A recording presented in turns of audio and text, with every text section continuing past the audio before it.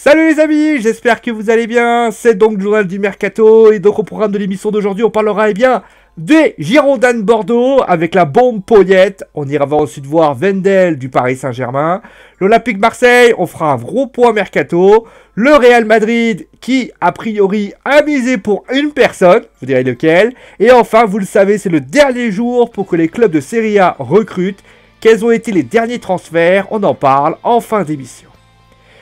C'est considéré, comme dirait CM Punk, une pipe bombe. Et oui, Bordeaux s'en serait bien passé, surtout que tout allait bien, la victoire contre Bordeaux, contre Mariupol en Europa League, c'était parfait, mais on n'imaginait pas ce qu'allait se passer après. Gustavo Payet est arrivé furax en conférence de presse, il s'en est pris à ses dirigeants, et notamment sur le transfert de Gaëtan Laborde, qui est parti à Montpellier le jour du match, il n'a pas été averti. D'ailleurs, pour information, pourquoi? Alors, ça ne dérangeait pas qu'il parte, mais il fallait son remplaçant avant cela. C'est là que ça a posé problème. Il a dit qu'il allait voir les dirigeants, et que même si, à la limite, il pourrait contacter son agent pour se casser s'il n'était pas content. Ce matin, ça a pété. Clairement, Payet a souvent déclaré qu'il était déçu de ses dirigeants, et les dirigeants, c'est un peu pareil. Et là, à ce moment-là, l'ambiance, ça, tout simplement, c'est devenu une ambiance délétère, et la décision est tombée. Par rapport à ce qui s'est passé hier soir, Gustavo Payet a été mis à pied à titre conservatoire, au vu d'un licenciement, vous l'avez compris. Gustavo Payet devrait a priori se faire renvoyer, parce que voilà, on va en parler après, une décision qui a priori quand même confirme les dires que j'avais dit il y a quelques mois. Salut les anges, vous m'avez critiqué. Et d'ailleurs, les joueurs aussi sont pas très contents, parce que si certains joueurs sont assez ravis de devoir partir, d'autres sont assez mécontents. En effet, la séance a débuté à 10h30, alors qu'elle devait commencer à 9h30. D'ailleurs, Stéphane Martin, le président de Bordeaux, s'est un peu exprimé par rapport à ce qui s'est passé. Clairement, l'attitude de Gustavo Payet ne lui a pas plu.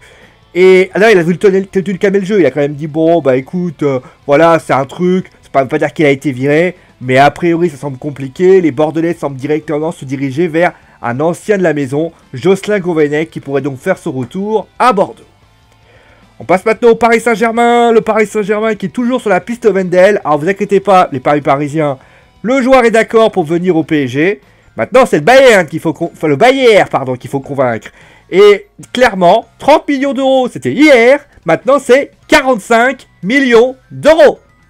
Vous savez bien que si moi je chipote pour 1 euro, eh bien pour 15 millions, les Parisiens, ils vont sacrément chipoter. On passe maintenant à l'Olympique de Marseille. Alors vous savez, il y a plein de rumeurs. Il y a une rumeur aussi nombreuse qu'une prostituée au bois de Boulogne. Il est l'heure de débuter le point mercato de l'Olympique de Marseille. On va commencer déjà avec Mario Balotelli.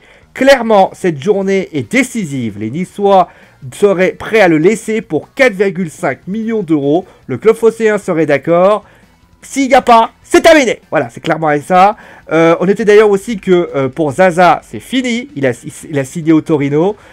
Pour le poste de Zambo Anguissa, ce n'est pas une nécessité selon Rudy Garcia, mais les Marseillais auraient pisté Nampalys Mendy, qui a notamment joué à Nice.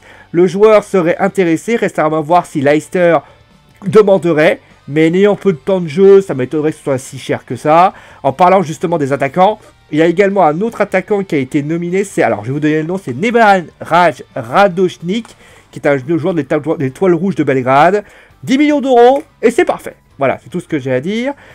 Au niveau d'autres joueurs en question, il y a également à la latérale gauche, pour justement doubler Jordan Mavi, c'est un joueur qui a joué à le Trophée des Champions, latéral gauche également au Paris Saint-Germain, Stanley Nsoki, joueur du PSG qui pourrait donc débarquer à Marseille. Bon, après tout ça, bien évidemment, on le saura plus au fil des jours.